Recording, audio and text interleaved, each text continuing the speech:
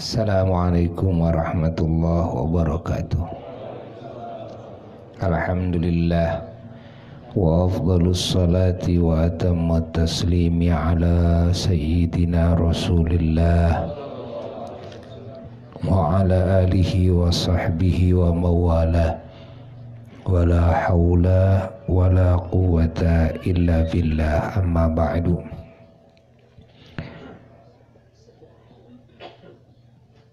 Faya ibadallah usikum wa nafsi bitaqwallah faqad fazal muttaqun.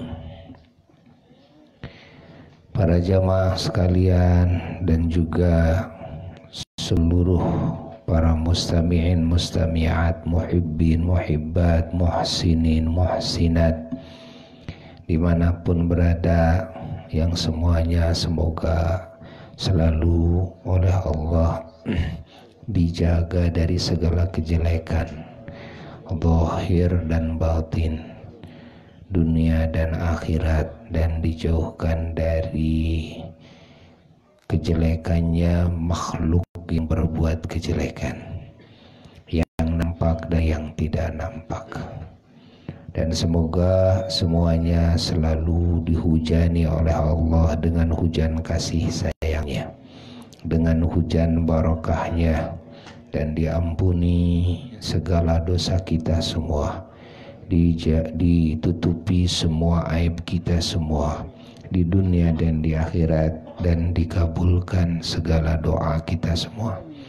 Dan semoga Allah Ta'ala mendandani jiwa kita dengan seluruh akhlak yang mulia, yang terpuji, dan mensucikan jiwa kita dari semua akhlak dan sifat yang tercela.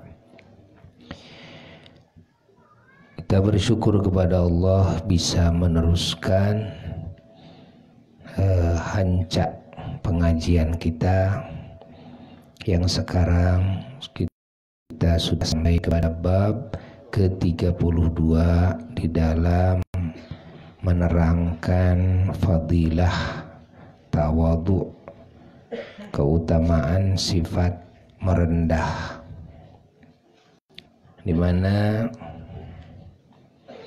sifat merendah ini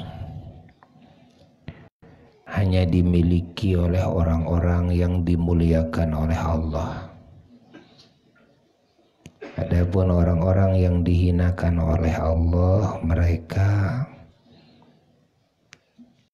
digesangkan oleh Allah dari sifat tawadhu. Maka Rasulullah Shallallahu Alaihi Wasallam menjelaskan di dalam banyak riwayat hadisnya, yang diantaranya beliau bersabda, man tawadhu'a lillah rafa'ahullah wa man takabbara wada'ahullah. Man tawadhu'a, barang siapa orang yang tawadhu, yang merendah, lillahi, karena Allah, betul-betul merendahnya karena Allah, yakni karena menjalankan perintah Allah bahwa kita ini harus tawadhu karena Allah, karena merasa dirinya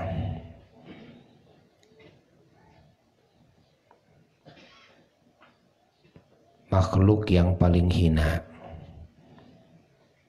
makhluk yang paling rendah di antara semua ciptaan Allah. Ini tawadhu lillah, karena Allah,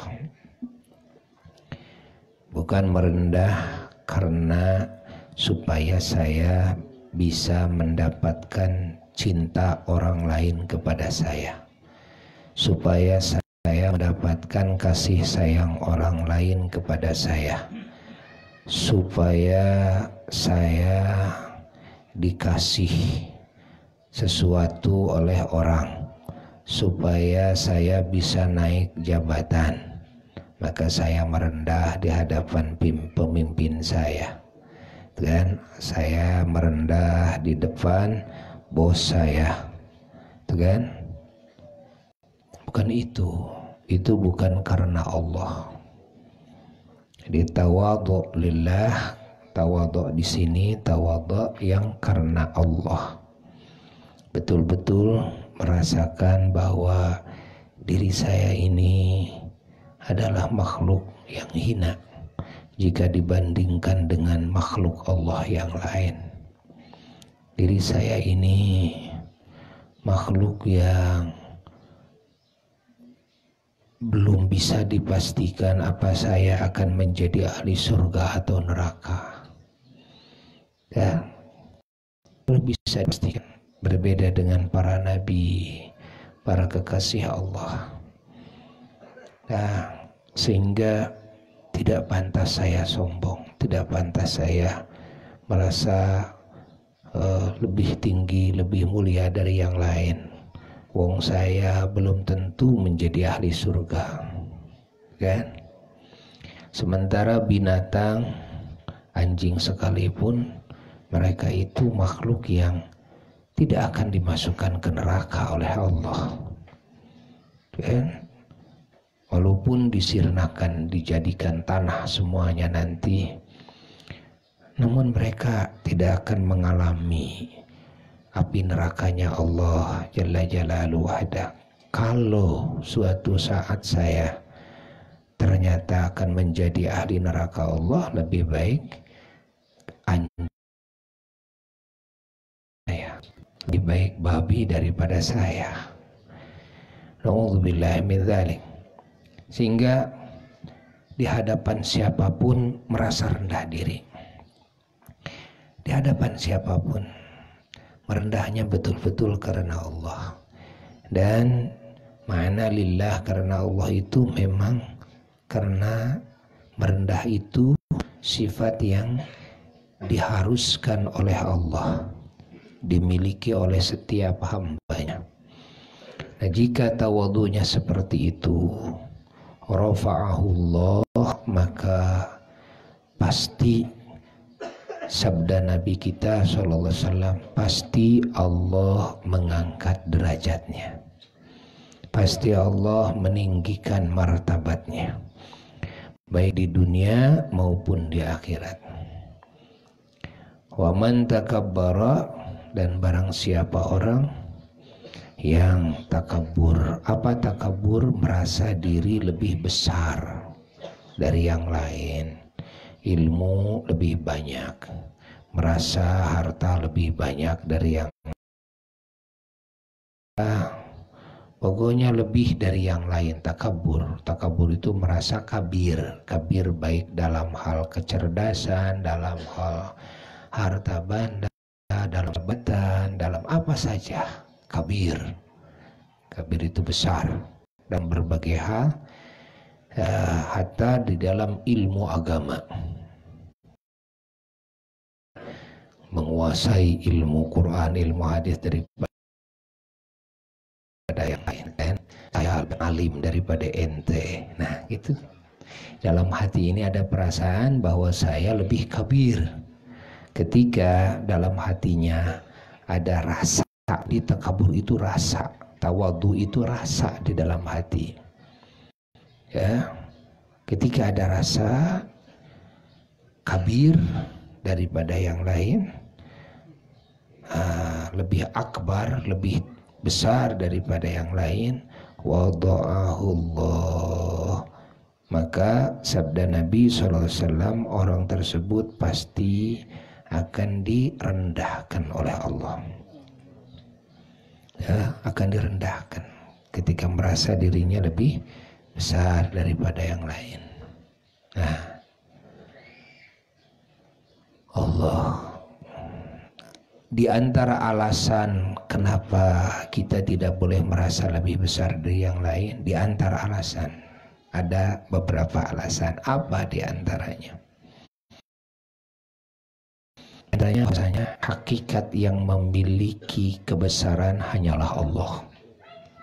Makanya dalam setiap azan semua manusia diingatkan dengan kalimat Allahu Akbar. Allahu Akbar alias begini.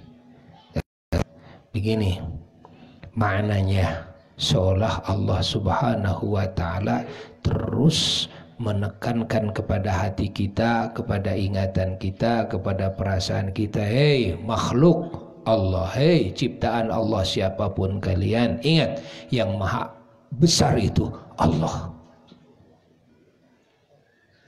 Hei kan, kalian jangan sombong dengan banyaknya harta, kalian jangan sombong tingginya jabatan, kalian jangan sombong dengan kecerdasan,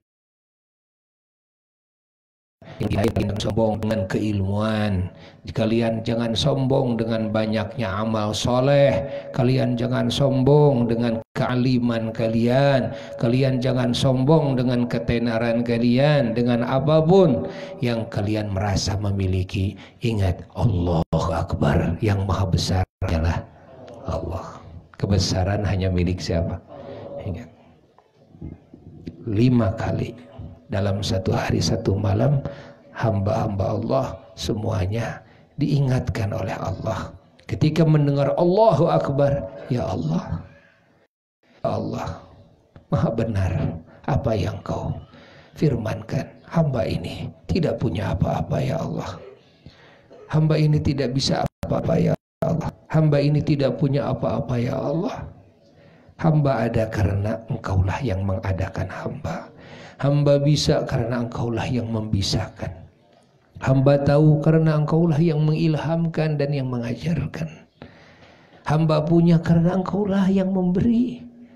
Allahu Akbar, engkaulah yang maha besar ya Allah, hamba ini ya, maha kecil sekali, tidak ada apa-apanya, malah tidak ada apa-apanya. Allah. Nah ini alasan yang pertama. Makanya ketika merasa lebih besar dari yang lain, ingat siapa yang punya kebesaran? Allah. Ini ya sisi ini. Yang kedua, apa alasan kenapa yang merasa lebih besar dari yang lain itu akan direndahkan oleh Allah? Ya, karena dia ini sok tahu. Kenapa disebut sok tahu? Karena dia sesungguhnya tidak tahu kepada dia. Dia tidak tahu bahwa ini kebesaran ini milik Allah dan Allah besarkan dirinya dan dilebihkan daripada yang lainnya oleh Allah Jalla Jalaluhu wahdah. Nah, dia ini bodoh. Dia bodoh. Siapa yang memberi kebesaran tersebut? Lalu untuk apa dikasih kebesaran tersebut? Dan dia bodoh. Apakah kebesaran tersebut pada hakikatnya memang betul-betul kelebihan yang dibarengi dengan keridhaan Allah? Ataukah kelebihannya ini adalah hanya merupakan sungkunan dari Allah, yakni pemberian yang dibarengi dengan murka Allah? Tahukah dirinya kepada hakikat itu ataukah tidak? Tidak. Jadi dia sok tahu, merasa ini betul-betul ini kebesaran dari Allah. Allah membesarkan saya, kan? Jadi saya berhak merasa lebih besar dari yang lain. Tahukah kamu bahwa kebesaran yang Allah berikan kepada kamu itu memang dibarengi dengan ridhanya, cintanya, atau malah sebaliknya dibarengi dengan murkanya? Lalu sok tahunya lagi, apakah kamu tahu bahwa kebesaran yang Allah berikan kepada kamu itu memang dijadikan wasilah oleh Allah untuk mendapatkan kebesaran yang hakiki di akhirat, atau malah dan sebaliknya akan menjadi sebab kamu terjun ke dalam jurang api neraka yang paling bawah? Tahukah kamu Tidak. Kenapa kamu sok tahu? Nah, ini salah satu alasan kenapa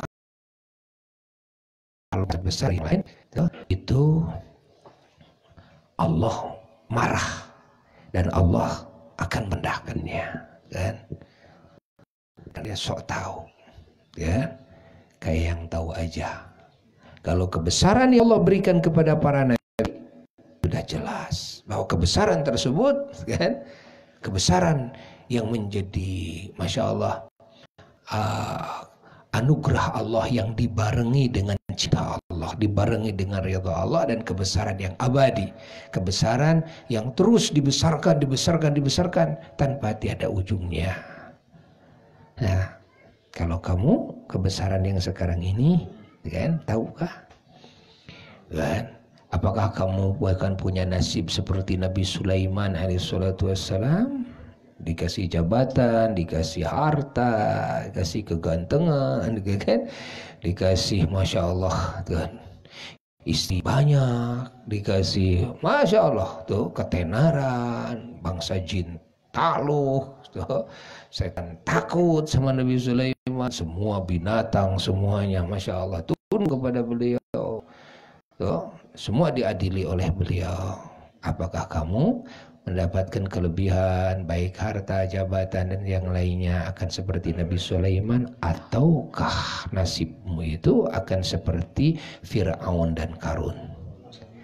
Na'udzubillah. Qarun kan, Fir'aun kan dikasih jabatan tinggi, ya kan? Qarun dikasih harta yang banyak. Tahu nggak ujung cerita kamu? Tidak tahu. Allah, yang kecil-kecilan aja lah, jangan cerita tentang nanti bagaimana di akhirat. Di dunia aja, berapa banyak orang yang nangis-nangis ingin punya mobil Alfa terbaru, jual itu jual ini, ketika oleh Allah dikabulkan keinginannya, lalu dia pakai, baru aja keluar dari rumah tabrakan, sekeluarga mati semuanya. Ada kata tahu bahwa mobil tersebut itu kan akan menjadi sebab tabrakan, dia mati dengan sebab tersebut, tidak mungkin dia menginginkannya, ya kan? Berapa banyak orang yang hanya cuma sepeda doang malah selamat, tapi begitu dia bisa naik pesawat malah nggak tahu kuburannya di mana, hancur semuanya, ya kan? Kalau begitu lebih enakan yang cuma punya sepeda dong, ya kan?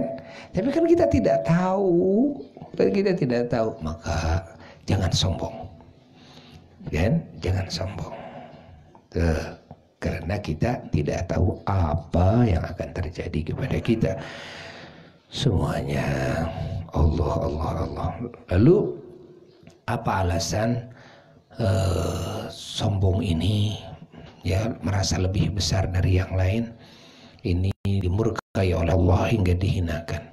Ada alasannya lagi. Apa alasannya? Di antaranya adalah karena manusia oleh Allah ditutupi penglihatannya dari melihat hakikat kemuliaan dirinya dan kemuliaan orang lain. Hakikat kemuliaan dirinya dan hakikat kemuliaan orang lain. Ketika kita merasa bahwa diri saya lebih baik daripada yang lain, ternyata yang lain itu di sisi Allah lebih baik daripada kita. Allah. Sehingga apa, almarhum rahmatullah alaih, ya, walidi ayahanda Kiai Haji Ahmad Thaha rahmatullah alaih, beliau ketika menemukan seorang wanita yang sudah sepuh, nenek-nenek, murid yakni murid kakaknya apa, dia orang miskin, ya, dia orang miskin. Dia bukan kiai, bukan ustazah, bukan, tidak ngaji pesantren, tapi ngajinya ngaji istilahnya Bandung kuping, ya, cuma mendengarkan doang, ya seperti kita sekarang inilah. Tapi nenek-nenek ini, kan, kalaupun ada di sawah, ada di mana, ingat jadwal rutinan ngaji ke paman, ya ke kakak-kakaknya apa itu, dia langsung lari, mandi, langsung mandi, tidak pernah meninggalkan hadir di majelis ilmu bersama gurunya, tidak pernah meninggalkan hadir di majelis ilmu bersama gurunya. Tidak berani bepergian kemana saja kalau bentrok dengan jadwal rutinan ngaji. Ya, jadi yang dipolitisir ya, kepentingan yang lain. Ngaji tidak berani politisir, kan? Nggak berani, gitu kan? Nah, ceritanya meninggal dunia. Sudah sekian puluh tahun kemudian, udah lama.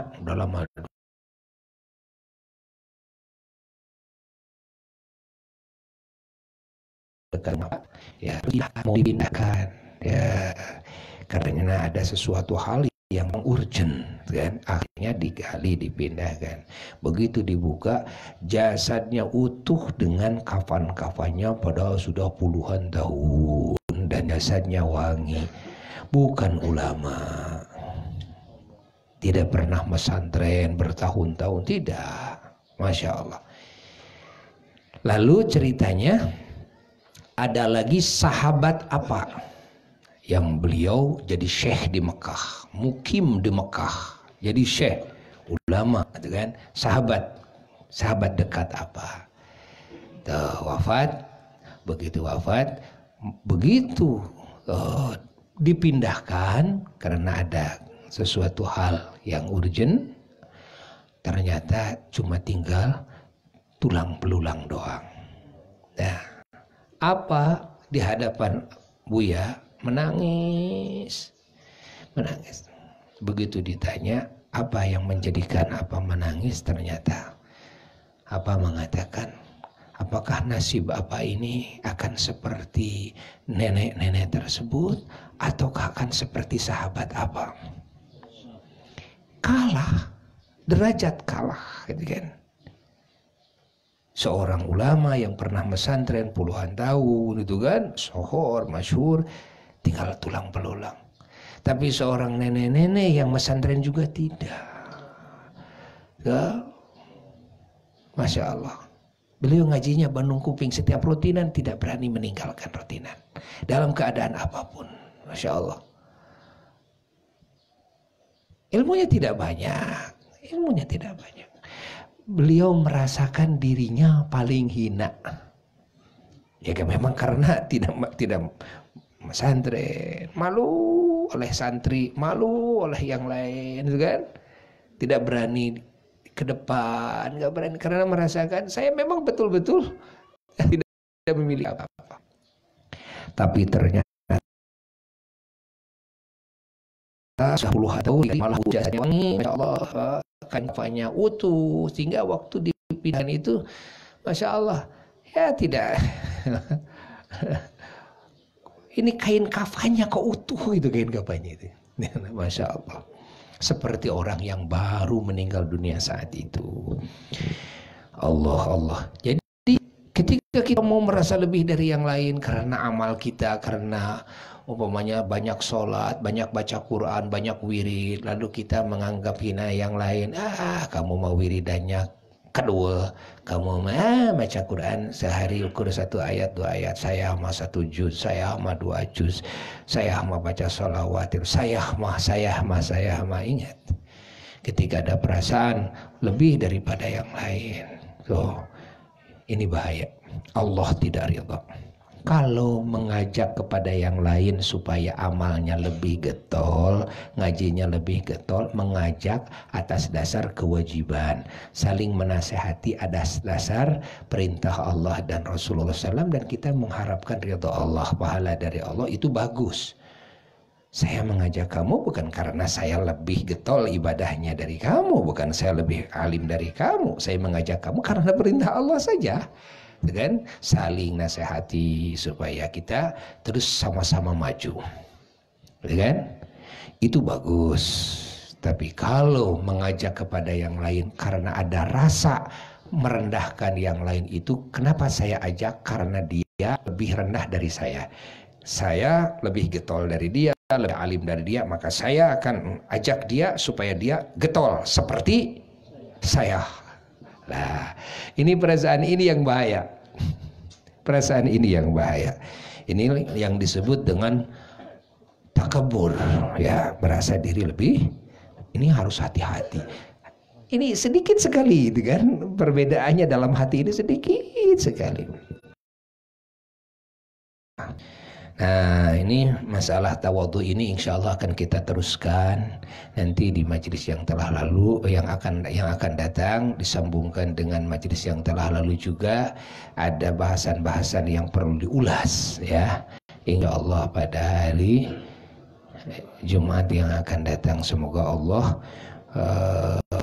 menanamkan sifat tawadhu di dalam jiwa kita, ya, sehingga kita semuanya bisa mendapatkan ketinggian martabat di sisi Allah Jalla Jalaluhu wahdah. Wa ila hadratin Nabi sallallahu alaihi wasallam. Al-Fatihah.